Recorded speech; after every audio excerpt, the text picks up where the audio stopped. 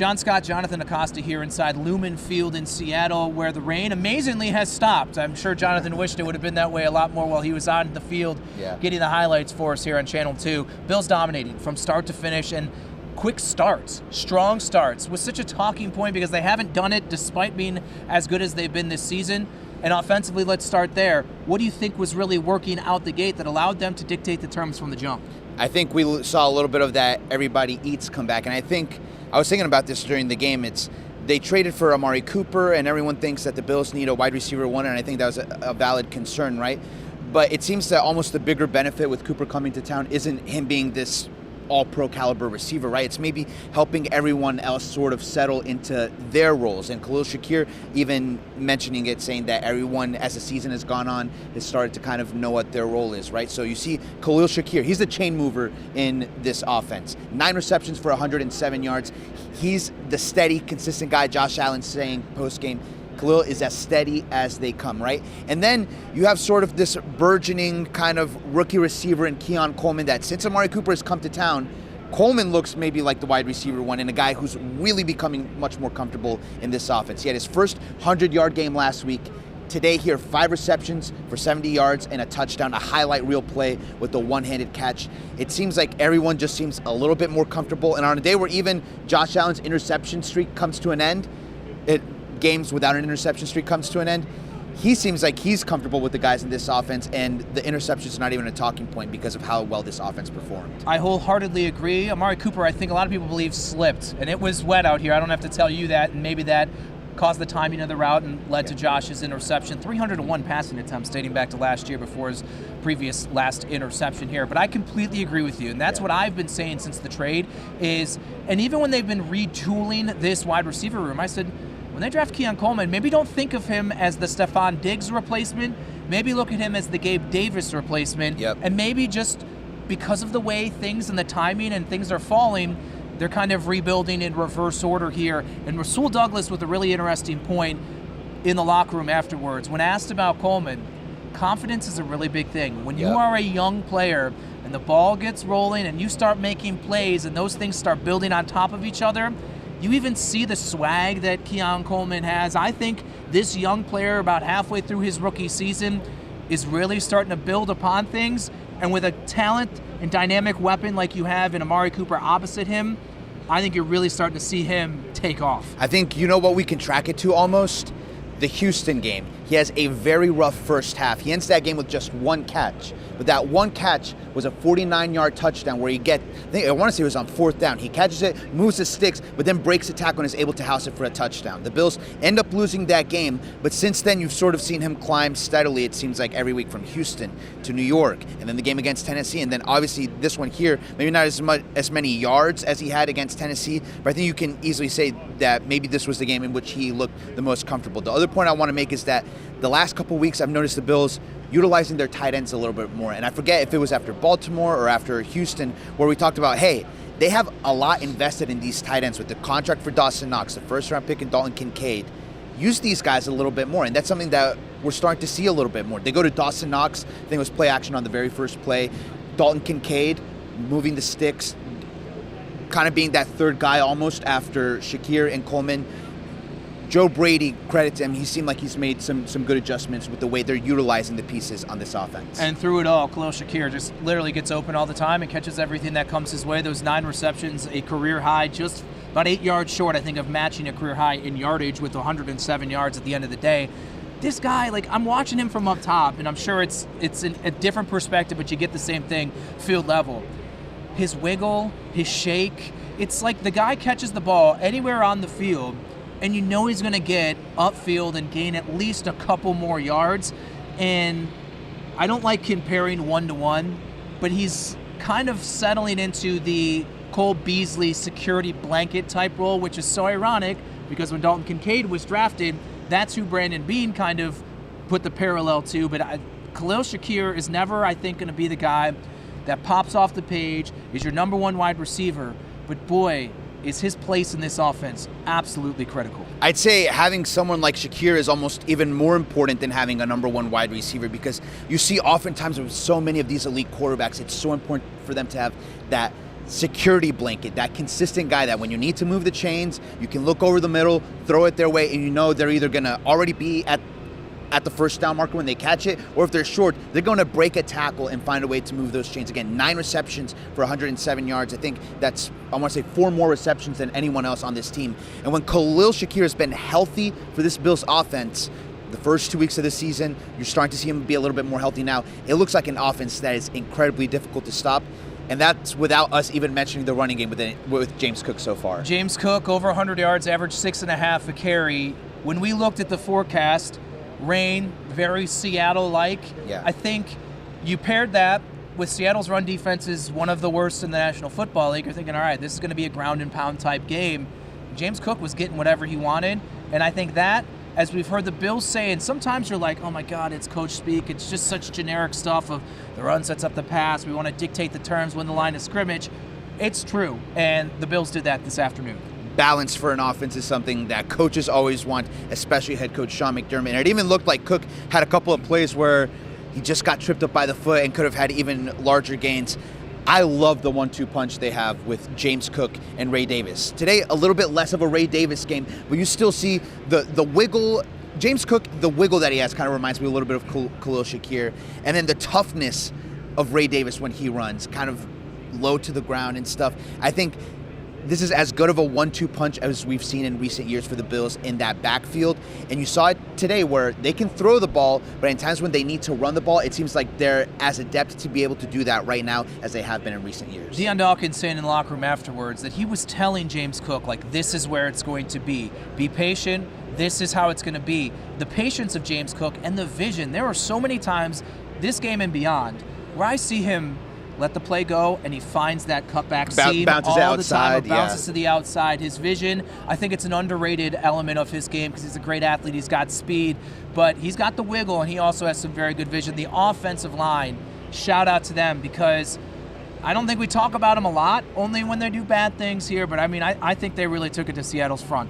Some pre-snap penalties, and penalties I think is the big area where you would kind of take points away from the Bills in this game. 13 penalties, that's way too many. We saw a lot of penalties in that Jets game, so that's 2 out of the last 3 weeks where penalties have been an issue. But penalties aside, this offensive line is really taking it to other teams. We saw it last week against Tennessee, sort of punching them right in the mouth. The Jets game, that very first drive where they moved the ball right down the field, punched them in the mouth. So you're talking about an offensive line that is stacking good weeks upon good weeks and good weeks. They were a strength for this team last year. And in those losses against Baltimore and Houston, you're like, okay, is this a little bit of a concern? Josh Allen is starting to have to leave the pocket a little bit here and there.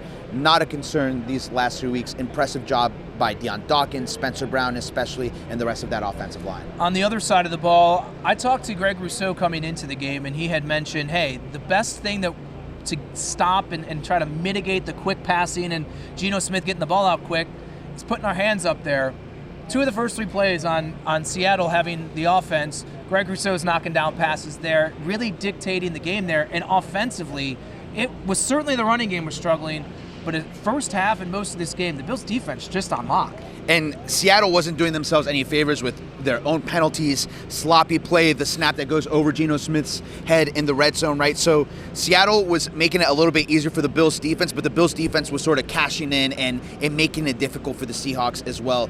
How about that run defense, right? Seattle coming in without DK Metcalf in a situation where you would think maybe they try to lean a little bit more on the run than they normally do, right? They have 2 pretty good running backs in Kenneth Walker III and Zach Charbonnet. Well, the Bills' run defense held them to just 32 yards on 17 carries. Kenneth Walker specifically really neutralized in this game. 12 yards on 9 carries to the point where the fourth quarter where the Seahawks kind of started to move the ball a little bit. Kenneth Walker wasn't even in the game. It was Zach Charbonnet for most of those 2 drives. So an excellent job by, I think, Sean McDermott, Bobby Babbage, and the Bills' defensive coaching staff of coming into this game, kind of pinpointing the 1 or 2 guys that they wanted to stop, and doing a good job of going about doing that and making life difficult for Geno Smith in this game. As a Kenneth Walker III fantasy owner in a couple leagues, woof. Yeah, it was not great. Passing, though, he caught some passes in PPR. You're going to do all right here. Yeah. We'll go to the secondary. Rasul Douglas was kind of kicking himself like, hey, I read this play. He's boys with Geno Smith, and was like, I should have had you there. It dropped it right off there. But that unit collectively just continues to play well. I know there's some moments in the middle there where some people were like, Dorian Williams is kind of getting lost here, but again, all things considered, no Terrell Bernard, no Matt Milano, we understand that. I think this unit just continues to neutralize because even without DK Metcalf, there were some very talented players in the passing attack for Seattle. Quick point on the corners specifically that I feel like does not get talked about enough. I can't tell you how many times I've been here on the sideline and I see a dump off to a running back or a handoff that's taken wide.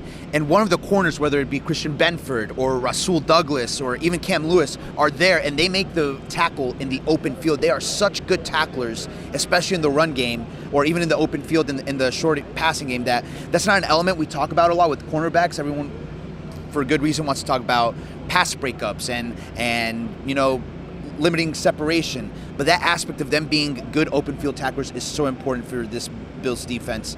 And then obviously in the passing game, they do the job, right? I feel like Taylor Rapp has been good for this team since he's come back, and it's almost, you don't hear as much noise about like, oh, safety, they maybe need to trade for a safety. DeMar Hamlin, how is he playing and stuff like that. Almost to the extent of how Amari Cooper, since he's come in, has helped sort of everyone settle into their role. It almost feels like Taylor Rapp has been a calming presence in that Bills secondary. I don't know if you agree. I agree with that as well, and it's funny you mentioned the tackling. Rasul Douglas, point blank in the locker room, was like, day one that I got here, they say, if you're corner, you got to tackle. And we've known that since Sean McDermott took over. His cornerbacks absolutely have to tackle. I'd throw Taron Johnson in the mix. Yes, Taron Johnson, yes. Maybe one of the best tackling cornerbacks in all of football as well as an all-pro as well. We'll just quickly touch on the one negative, and you already had alluded to it, penalties. I know some of you at home are going to say, oh, the refs are just being the refs, and it's an epidemic across the NFL, and there may be something to that. Yeah. But when you have double-digit penalties twice in 3 weeks here, regardless win or losing, I'm sure Sean McDermott addressed it in some capacity. They always love the teachable moments, even in victory here. But at the end of the day, they're 6-2, but you're always looking long-term. And if they remain undisciplined in this capacity, pre-snap stuff or the penalties offensive line and things like that, it's going to bite them at some point, and it's definitely an area that they have to get better in. And they're going to play some tough teams later on this season with the stretch almost maybe more difficult than the one they had to start this year, right? They play Miami, they play Indianapolis coming up, but then you look a little bit down the line. You got to play Kansas City. You got to play a Rams team that's Cooper Kupp and Puka Nacua back.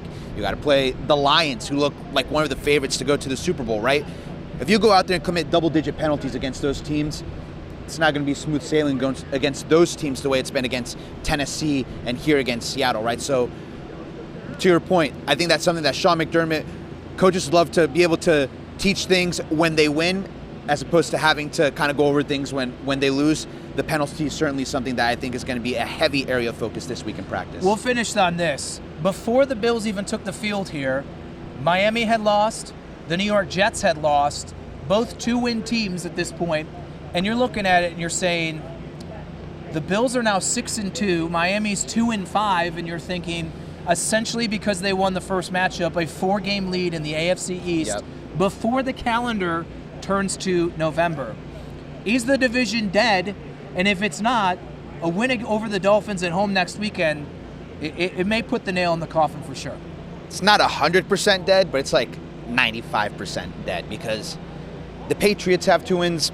I don't think anyone's concerned about the Patriots. Drake May looks nice, but he left the game today. No one's worried about the Patriots, right? The Jets may be the team that everyone thought would... They're a mess. They're a mess, right? They just lost to New England on the road today with Jacoby Brissett coming in that second half. They fired their head coach. They go trade for Devontae Adams. They bring back Hassan Reddick after the contract dispute. None of that seems to have fixed the Jets.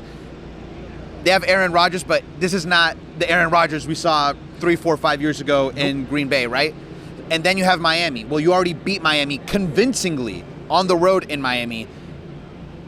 You would expect the Bills would put forward their best effort in Orchard Park. We remember last year how that game in Orchard Park went, where it was arguably the Bills' best game of the entire regular season. So I think a win against Miami next week pretty much seals the deal. One thing I want to touch on here is this is already the 5th road game the Bills have played. The contingency of Bills Mafia that made the trip cross-country from Buffalo to Seattle was something that even Josh Allen touched on, and Sean McDermott, unprovoked, kind of twice talking about how impressive it was that Bills Mafia came out here in the numbers that they came out. And, this is considered one of the loudest places in the NFL along with Arrowhead. By the time the third, fourth quarter rolled along, all you heard was from Bills fans, and specifically that section of the stadium over there filled in red, white, and blue. It was impressive to see that sort of traveling fan base. We saw a cool moment by the fish market as we were just kind of walking around yesterday. Saw a large group. I don't know if they all knew each other and were all together, but whatever. I'm saying, 20, 25 deep More. at least. It was like 30 to 40. And they all just gathered in the middle right behind with the sign of the fish market behind them and started doing the Bills chant. And we traveled to all these games.